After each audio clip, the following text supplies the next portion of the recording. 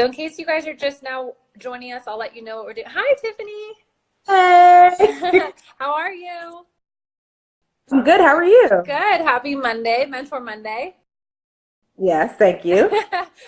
Tiffany, we're so lucky to have you joining us today, since as we all know, you are the Budgetnista. You're the master, and I was just saying earlier that we could probably all use this, having just surpassed taxes, and some of us are probably feeling especially poor, and all of us are probably feeling like we need to be a better at budgeting. So, but before we get started, Tiffany, for anyone who doesn't know who you are, can you give us a little introduction about you and your site and your books and the whole package that you are? Yeah, sure. So my name is Tiffany Aliche, but I'm much better known as the Budgetnista, and I am a financial educator. Basically, I teach, especially women, how to do the things they probably should have learned at home. Yep. Like how to budget, save, credit, debt, that kind of stuff. I call it like the prerequisite to the rest of your financial life. I've got a really awesome audience of women that work together. We call ourselves the Dream Catchers. And we're 600,000 women strong in over 100 countries. Wow.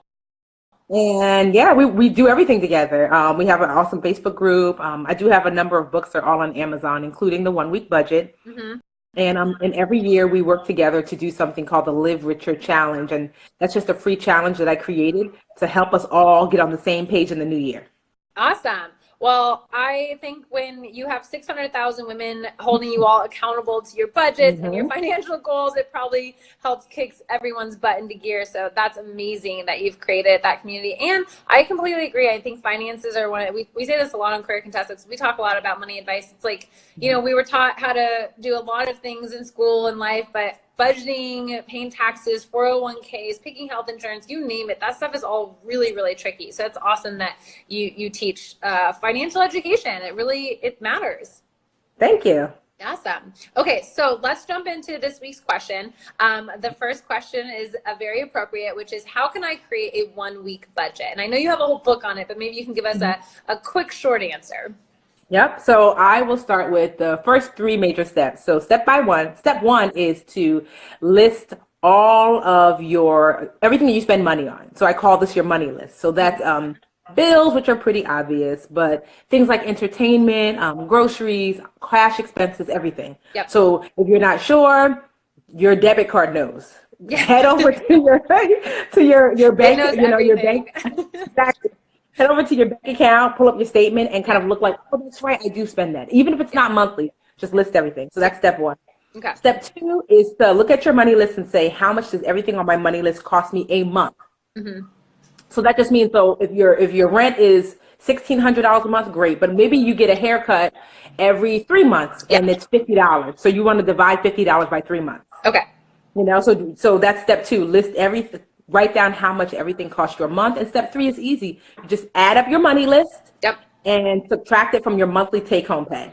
So that's like a big budget, honestly. So it's just, what are you spending and what are you making and what's the difference between the two? Yeah, absolutely. And it's interesting. I love that you mentioned haircuts. I got an oil change the other day and it was like $85. And what?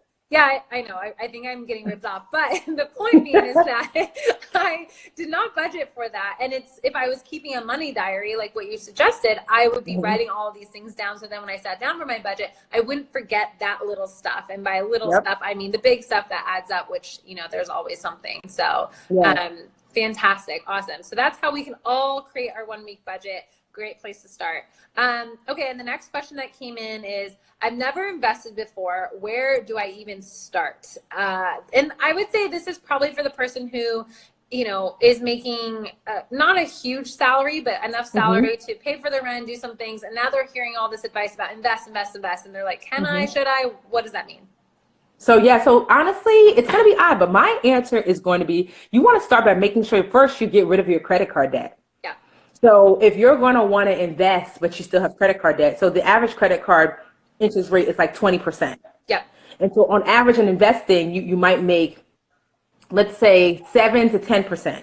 So if you are losing 20 and you're making you're really losing. Yeah. So you want, before you really start investing, you want to get rid of that dangerous debt, which is credit card debt. You don't have to be debt free, meaning like you don't have to get rid of your mortgage or your car note, but credit card debt for sure. So start with that. And actually, investing can be really nuanced. And so you're going to want to find a platform. That's what I would suggest second. You want to find a platform that you can say, hey, this is a great space to start. I actually really like the platform.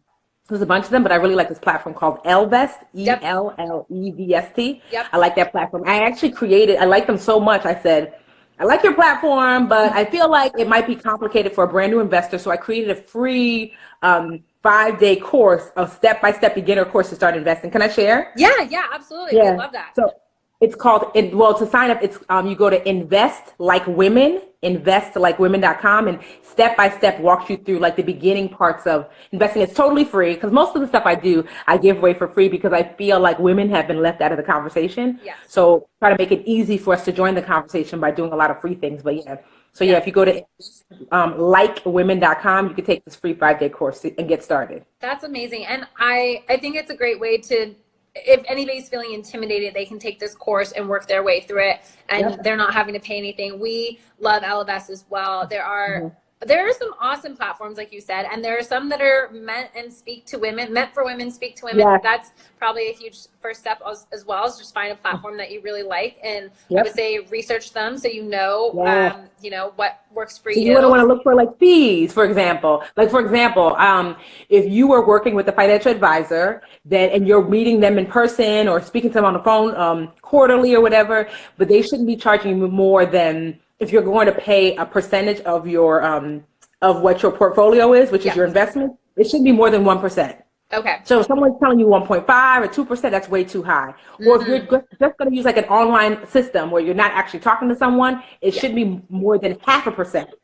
So no more than 5%. So just knowing things like that. But this is things that I teach in that class, because there were things that even I was like, I totally didn't know. And so every woman should start. So what makes investing so critical, especially for women, and to find the right platform, is that 1, women live longer.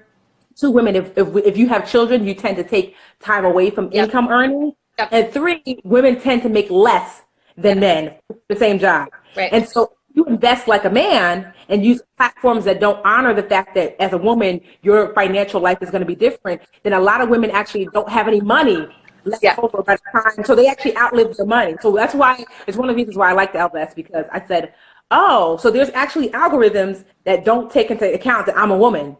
That's crazy. So that's one reason. Yeah, but for example, I also like Robinhood. It's a great free app. Stash is a great app to just get started. Acorns is fun. So there's a bunch of different. So you definitely want to do your own research for what fits you best. Yeah, and what works for one person isn't going to work for another. But I really like your tip about, if you're working with an online system, the fee should not be more than half a percent. And up to 2% if you're talking to no more than 1%. If you're talking to a person. No more. That's really important. And I think that's great, because sometimes you hear the percent, and 1% doesn't sound like that much money, but I mean, I just said 2% like it wasn't that much. Yeah, and I'm like, and I didn't think so either. And then my friend who's a financial advisor did the math, and she said, at the rate that you're investing, Tiffany, if you paid 0.5% more, it would cost me $100,000 by the time I went to retire. So that extra 0.5%, or what, you're like, what's another 1%? Yeah. It might be hundreds of thousands of dollars. You might be $80,000 and $100,000 short because you paid that extra 0.5%. So you want to be really mindful. Yeah, no, that's great advice. And people, take your time on this. Don't rush it, because when you rush it, then you do things like that where you're like, 2%, no big deal. That's really good advice. Okay, next question is, should I start an IRA or a 401k even if my work doesn't offer one? So I'm going to say, well, first of all, I hope your folks who are listening, who's a dream catcher, who's watching, have you tagged your friends, because we're giving you life right now? So yes, oh my goodness, I cannot say yes enough that even if your job doesn't offer some sort of retirement plan, you need to. It is your younger self's job to look after your older self. Yes. So you, while you're hot and popping and young now, one day, because I've named my older self, even though my name is Tiffany, my older self, her name is Wanda. Because Wanda seems like such a great old lady name, right? It does. You've got to get your old lady name. Yeah, I know, I do. I really do. So I always think to myself, oh man, okay, so these decisions that I'm making, how's that going to affect Wanda? Is Wanda going to have to eat cat food? Is Wanda going to have like 100 roommates and this, Yeah. And so yes, if your job is not securing money and setting aside money, oh look, someone has Myrtle. I love it. Myrtle, I know.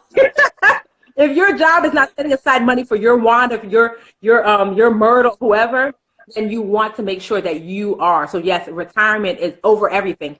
I want you to think about retirement because it's hard when you're younger to kind of conceptualize your older self. So think about your older self like your grandma. So imagine that you lived with your grandmother. Yes. You wouldn't ask your grandmother to take on additional hours or to work harder to look after herself. No, if you had to support your grandmother, you would take the second job. You would work harder, And so I want you to think about that and making sure that you put the work toward taking care of your older self. So yes, set up your own 401k or your IRA if you're not sure. Find yourself a certified financial planner or financial advisor. Still not sure that's okay because you can actually go to your bank or like I said, there are sites like Acorns or Elvest or Stash. And if you're really not sure, because even me when I first started investing, I was confused. And like I said, I created that free 5-day course at investlikwomen.com. And so you can just get started that way. And then from there, you choose whatever platform you want. Yeah, and I know, especially with Elevest too, they even have it where you can roll your 401k over. So is that, should people be rolling their 401k over everywhere they go with them as well? Yeah, so that's the thing. A lot of people leave their 401ks at their old job, but you don't want to do that because what if you switch from job to job to job? It's really important that you take it with you. So you don't necessarily have to take your 401k where you're working now and roll it over someplace else. But let's just say 3 years ago you were with another company. Don't leave that money there. Take it with you, roll it over, and you don't want to pull the money out unless you're Wanda's age. So unless you're 65 and 66 plus, if you pull the money out, you're going to be taxed and you're going to get fees on top of that because you took the money out pre-retirement age. So you want to have it professionally rolled over into another retirement account so you don't get any tax fees or you don't get any penalties as a result. Yeah, and I know when I did that, I talked to a real person. It was super simple and so anybody who's feeling like, oh gosh, I have to roll this over, it's going to take forever. It's less time than going to the DMV. And I know you all have probably gone to the DMV in the last 5 years. Exactly. So think about it like that. Well, Tiffany, this is amazing advice. We are so thankful to have you come on here and share some of your wisdom. Where can people find you if they want to follow up? I know you mentioned also maybe you should give the link again to that free guide. That would be helpful as well. So if you want to sign up for the free investment 5-day course that I created, you can go to investlikwomen.com, investlikwomen.com. And if you want to find me, I am the Budgetnista everywhere. I'm the Budgetnista here on Instagram, on Twitter, on Facebook, and thebudgetnista.com. Good job for getting that name so early. So I know, right? Yeah, honestly, it was my baby sister at the time. I was like in my 20s, and she was a teenager. And I said, what should I call myself? Budget queen, budget diva. She said, there's a fashionista. And she dresses really cute, but not like you. You don't dress that cute. But you're really cute. You should be the budgetnista. And I was like, oh, I don't know if I like the shade behind this, but you know what? Okay. Yeah. Well, Wanda will thank Tiffany for the Budgetnista, and then Tiffany can take care of Wanda. So I love it. Thank you so much for joining. For everybody who wants to catch the replay, it will be on Career Contessa's Instagram for 24 hours. We will also upload this to our YouTube channel, so it will be there forever. Tiffany, again, thank you so much.